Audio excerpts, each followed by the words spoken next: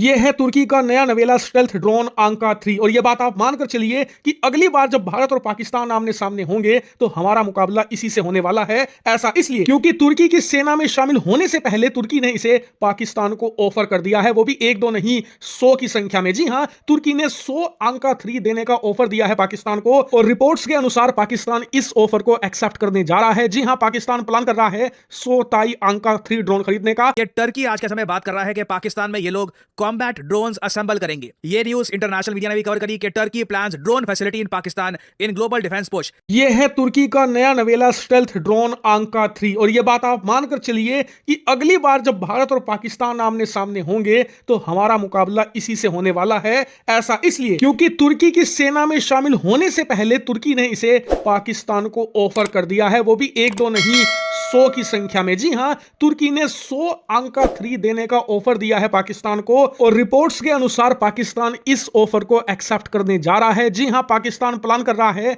100 ताई आंका 3 ड्रोन खरीदने का। और क्योंकि भारत का इससे मुकाबला होने वाला है, अब समय है इसके बारे में सब कुछ जानने का। मैं विस्तार से सारी सच्चाई आपके सामने इसकी रख दूंगा। और हां, यह मत सोचना कि मैं भारतीय हूं, हमारा इससे मुकाबला है तो मैं बस इसकी बुराई करने वाला हूं। नहीं, मैं सच्चाई आपके सामने रखूंगा, आपको पसंद आए चाहे ना आए। और यह भी जानेंगे कि हम इसका मुकाबला करें तो करें कैसे, और साथ ही ये हमारे लिए कितनी चिंताजनक खबर है। पहले आंका 3 को विस्तार से समझते हैं। तो देखिए, यह प्रोजेक्ट बेरख्तार का नहीं है। आपने अभी तक देखा होगा तुर्की के ज्यादातर ड्रोन बनाती है इनकी प्राइवेट डिफेंस कंपनी बेरख्तार, लेकिन इसे बनाया है टर्किश एरोस्पेस कंपनी ने, जो कि टाई के नाम से जानी जाती है, TAI। ये तुर्की की एक सबसे बड़ी सरकारी हथियार निर्माता कंपनी है। बात करें आंका 3 की तो इस प्रोजेक्ट पर तुर्की ने अब से 8 साल पहले काम शुरू किया था और इसे बनाकर रेडी कर लिया गया था 2023 में। 2023 के एंड में इसकी पहली उड़ान भी करी गई जो फेल हो गई थी। उसके बाद तुर्की की कंपनी ताई इस पर काम करती रही और इन्हें सफलता मिली 2024 में,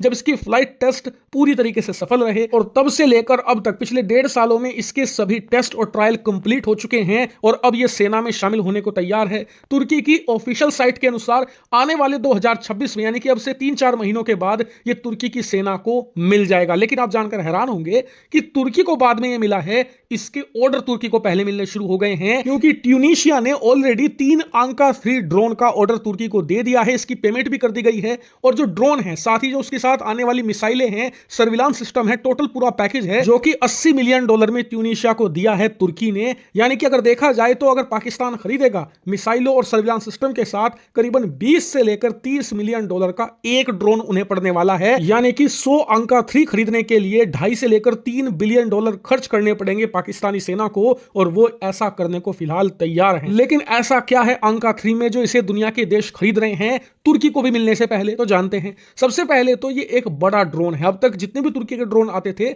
साइज में छोटे थे, लेकिन ये बड़ा है। लेकिन उसके बावजूद इसका रडार क्रॉस सेक्शन एक स्टेल्थ लड़ाकू विमान जितना है, यानी कि स्टेल्थ कैपेबिलिटी के साथ ये आता है। हार्ड पॉइंट इसके अंदर 2 हैं। इतना ही नहीं, इसके अंदर एयर टू सरफेस मिसाइलें हैं, एयर टू एयर मिसाइलें भी हैं। यानी कि ये लड़ाकू विमान दूसरे जितने भी ड्रोन हैं, जितने भी लड़ाकू विमान हैं, उन्हें भी मारने में सक्षम होगा। इसके अलावा जमीनी हमला, यानी कि हवा से जमीन के ऊपर अटैक करने में भी ये पूरी तरीके से सफल होगा। और हां, ये मत सोच लेना 2 हार्ड पॉइंट से मतलब सिर्फ 2 मिसाइलें। ये 2 हार्ड पॉइंट तो इसके इंटरनल बे में होंगी, यानी कि जब ये स्टेल्थ मोड में होगा तब ये सिर्फ 2 मिसाइल कैरी कर सकेगा। लेकिन इसके अलावा इसमें 5 एक्सटर्नल हार्ड पॉइंट भी होंगे इसके विंग पर, यानी कि टोटल 7 से लेकर 8 मिसाइलें ये कैरी कर पाएगा। वहीं इसकी स्पीड भी जबरदस्त है, करीबन 800 किलोमीटर प्रति घंटे की। कॉम्बैट रेंज बहुत शानदार है, करीबन 750 किलोमीटर का। एंड्योरेंस, यानी कि कितनी देर तक उड़ान भर सकता है, करीबन 10 घंटे लगातार ये उड़ान भर सकता है। सर्विस सीलिंग 40,000 फीट की है। 40,000 फीट, यानी कि जो लड़ाकू विमान होते हैं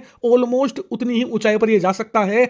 ऑपरेशनल एल्टीट्यूड है इसका 25,000 फीट का। यानी कि इस बात में कोई शक नहीं है कि आंका 3 एक अच्छा ड्रोन है और इसी वजह से इसे खरीदा जा रहा है। दूसरी बड़ी बात, इसे आप रिमोटली भी कंट्रोल कर सकते हैं। दूसरा, इसे आप लड़ाकू विमान से भी कंट्रोल कर सकते हैं एज ए फ्लाई विंगमैन, जो कि बहुत अच्छी कैपेबिलिटी है। और इसी वजह से ये पाकिस्तान की वायुसेना में जो लड़ाकू विमानों की कमी है उन्हें भी दूर करने में मदद निश्चित तौर पर करने वाला है। यानी कि ऑन पेपर ये अच्छा ड्रोन है, पाकिस्तान को फायदा भी खूब पहुंचाएगा। लेकिन भारत को कितना डैमेज दे सकता है, कितना नुकसानदायक है हमारे लिए, तो ऊपर से आप देखोगे तो शायद आपको लगेगा कि ये हमारे लिए उतना नुकसानदायक नहीं है, क्योंकि जब ये स्टेल्थ मोड में आता है तो ये सिर्फ 2 मिसाइल कैरी कर सकता है, क्योंकि इसके इंटरनल बे में सिर्फ 2 ही हार्ड पॉइंट है। लेकिन उन 2 मिसाइलों से खेल पलट सकता है, क्योंकि आप स्टेल्थ मोड में जाने के बाद उन 2 छोटी मिसाइलों से भारत के एयर डिफेंस सिस्टम को टारगेट कर सकते हो। हालांकि कई लोग कहेंगे कि हमारे पास S-400 है, वो इसे पकड़ लेगा, तो बात आप सही कर रहे हो, लेकिन दिक्कत यह है कि एक ये ड्रोन है, ये लड़ाकू विमान नहीं है, इसका साइज छोटा है और उसके ऊपर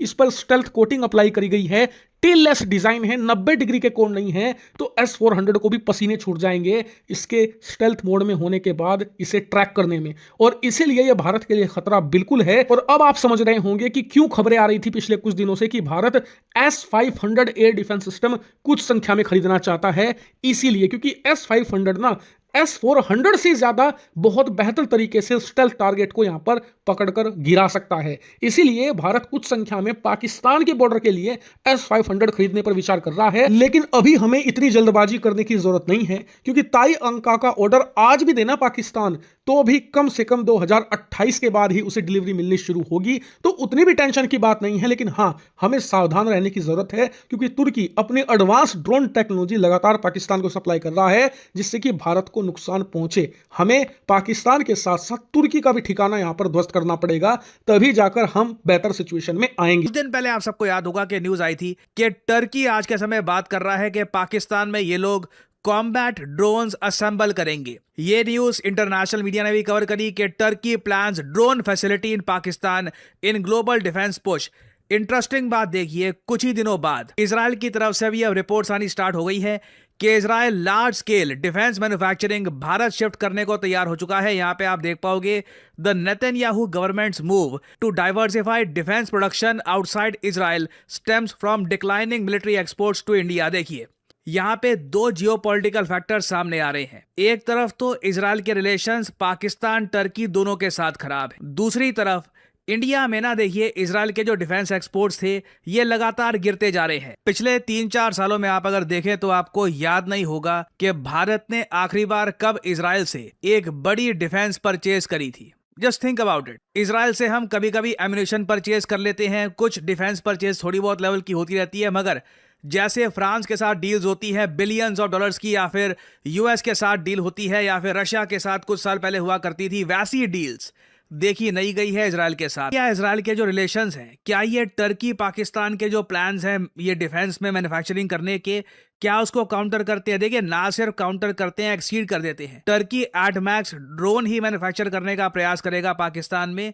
इजराइल ऑल टुगेदर अपना पूरा जो डिफेंस इंडस्ट्रियल कॉम्प्लेक्स है ये भारत में इंटीग्रेट करना चाहता है। इसमें missiles, drones, high tech advanced weapon, सब कुछ डिफेंस की फील्ड में सब कुछ जो आता है ये इंडिया और इजराइल मिलके मैन्युफैक्चर करने वाले आने वाले समय